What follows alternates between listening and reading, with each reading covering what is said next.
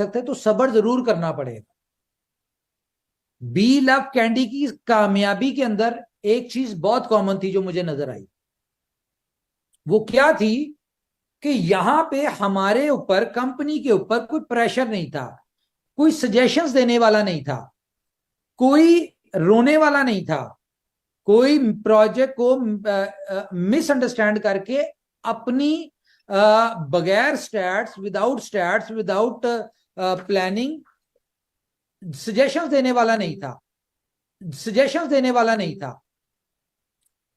Company ने या मैंने जिस हिसाब से प्लान किया, उस हिसाब से हमने सारा कुछ एग्जीक्यूट हुआ, ऊपर वाले ने कराया और विन करवा दिया। मिसाल के तौर पे क्या किया, हमने पहली दफा किसी लीग का ट्रेंड चेंज किया। जिस तरह इनोवेशन फैक्ट्री है तो हर चीज में इन्वेंशन करती, तो यहां पे भी इन्वेंशन हुई। क्या हुई कि जी इसके 8 सिलेक्टर्स थे, बाकी आज तक की जितनी लीग्स थी, जितनी भी टीमें होती हैं, उनके 1 या 2 सिलेक्टर्स होते हैं। यहां पे बिड जब हो रही थी हम लोग 8 सिलेक्टर्स थे, 3-4 आपके सामने थे। मैं अपनी बात नहीं कर रहा, मेरे साथ जो बैठे थे दोस्त उनकी बात नहीं कर रहा, मैं वसीम अकरम साहब की बात कर रहा हूं। मैं जो उनके साथ मैथ्यू बैठा था उसकी बात कर रहा हूं, जो उनके साथ एक परहाब बैठा हुआ था उसकी बात कर रहा हूं, एक प्रसन्ना इंडिया में बैठा हुआ था, मुश्ताक साहब बैठे थे, जो हसरंगा था वो ऑनलाइन था। ये 8 लोगों ने मिलकर इस टीम को सिलेक्ट किया।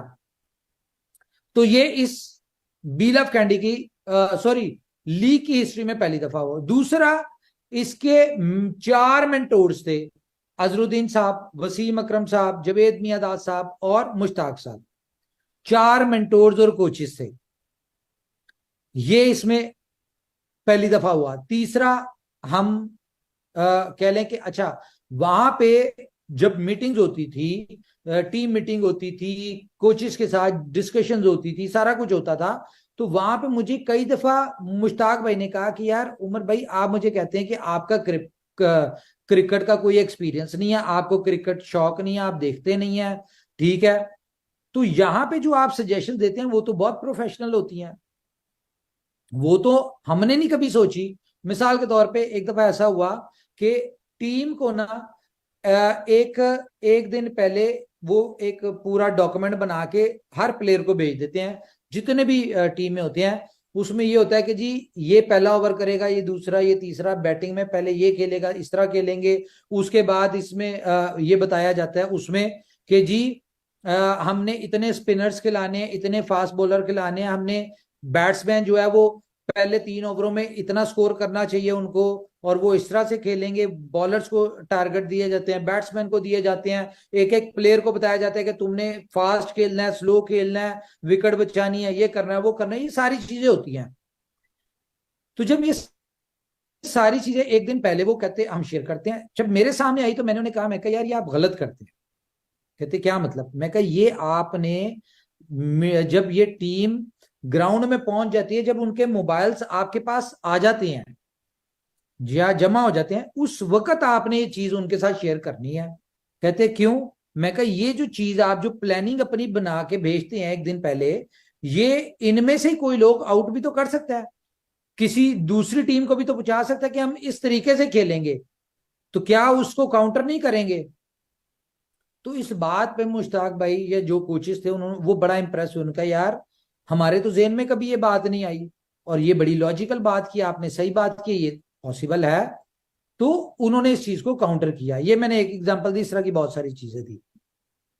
अच्छा, बात करने का पर्पज ये था कि स्ट्रेटजीज वहां पे चल रही थी, बैकएंड पे मेरी थी, उनकी तो अपनी थी, जाहिर है वो एक्सपर्ट्स थे, जो मेरे से एड ऑन होता था वो, कोई प्रेशर नहीं था कि जी कम्युनिटी का कोई प्रेशर नहीं था, लोगों का कोई प्रेशर नहीं था, कोई प्राइस का प्रेशर नहीं था। हम लोगों ने जो स्ट्रेटजी पहले दिन बनाई, हम उसी स्ट्रेटजी को, उसी टारगेट को फोकस करके चले और ऊपर वाले ने कामयाबी दे दी। हालांकि ये एलपीएल, ये जितनी भी लीग्स हैं, उनकी हिस्ट्री में एक नामुमकिन काम हुआ है।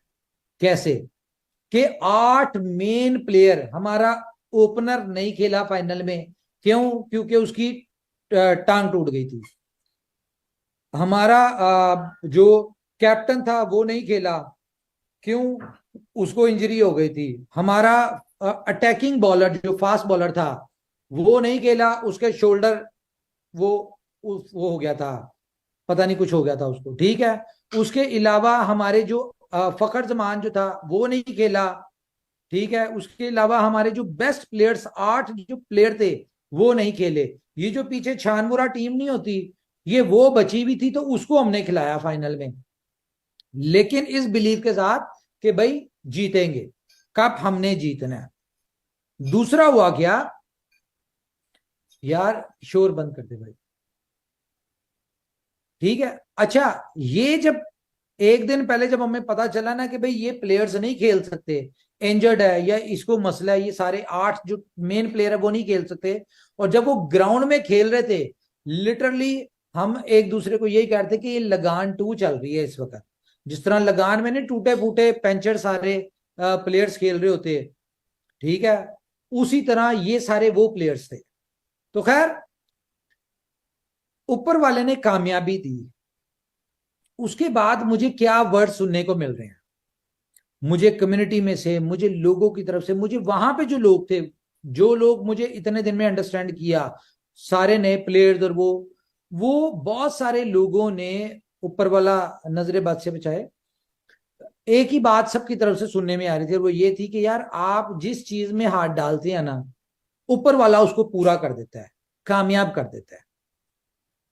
तो मैं आगे से उनको भला क्या कहता था, मैं कहता था इसमें मेरा कोई कमाल नहीं है, इसमें हमारी कम्युनिटी के पीछे जो दुआएं हैं ना, उनकी जो दुआएं हैं, ये उसकी वजह से। मैंने सेकंड इंटरव्यू में कहा, उसने कहा जी आप जो है बहुत कॉन्फिडेंट हैं और आपके प्लेयर अच्छा परफॉर्म कर रहे हैं, तो क्या इसकी लॉजिक है। मैंने उन्हें बताया, मैं कहा हमारी इनोवेशन फैक्ट्री कंपनी है और इसकी 20 मिलियन कम्युनिटी है।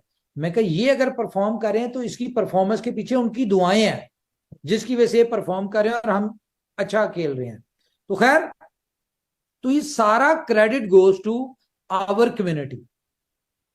ये ट्रॉफी जो है, ये innovation factory, be love candy या प्लेयर्स की अचीवमेंट नहीं है, ये हमारी कम्युनिटी की अचीवमेंट है। जिन लोगों ने बैक किया, जिन लोगों ने सपोर्ट किया, जिन लोगों ने दुआएं की, मुझे पता है कि हमारी जितनी कम्युनिटी थी, फाइनल पे सबके सांस सूखे हुए थे। किसी ने लंच नहीं, डिनर नहीं किया होगा, मुझे पता, जब तक मैच खत्म नहीं हुआ होगा। हर बंदा फोकस, और जिस तरह से व्हाट्सएप के ग्रुप्स में, सोशल मीडिया पे अपडेट्स चल रही थी, आउट हो गया, छिक्का लग गया, ये हो गया, वो हो गया, इसका मतलब हर बंदा अपनी टीम के साथ लॉयल था। तो हम लोग तो ग्राउंड में बैठे थे, आप लोग जो थे आपका ज्यादा इसमें काम है। तो चलें,